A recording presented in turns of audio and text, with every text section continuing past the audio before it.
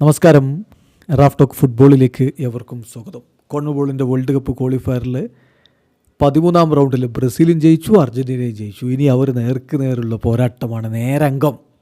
അത് അങ്ങ് അർജൻറ്റീനയിലെ ബ്യൂണസ് അയേഴ്സിൽ മോണമെൻ്റൽ സ്റ്റേഡിയത്തിലാണ് നടക്കുന്നത്. മാർച്ച് 25 രാത്രി ഇന്ത്യൻ സമയം പറയുമ്പോൾ മാർച്ച് 26 പുലർച്ചെ 5:30 ആ കളി നടക്കുമ്പോൾ ആര് ജയിക്കും? എന്തായാലും ബ്രസീലിന് ഇപ്പോൾ പ്രതീക്ഷയുണ്ട്.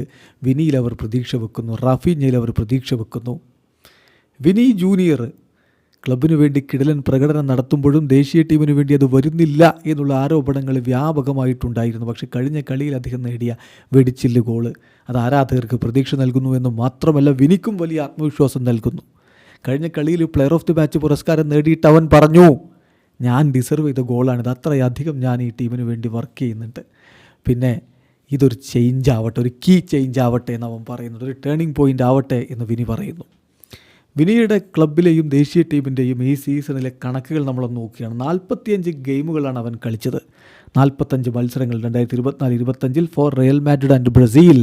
അതിൽ 40 കളിയിലാണ് അവൻ സ്റ്റാർട്ട് ചെയ്യുന്നത്. 20 ഗോളുകളും 10 അസിസ്റ്റുകളും 30 ഗോൾ കോൺട്രിബ്യൂഷൻസ് അവൻ നടത്തിയിട്ടുണ്ട്. ഒട്ടും മോശമല്ലാത്ത കണക്ക്, കിടിലൻ കണക്ക്. 109 ഓരോ 109 മിനിറ്റുകളിലും ഒരു ഗോൾ കോൺട്രിബ്യൂഷൻ വരുന്നു.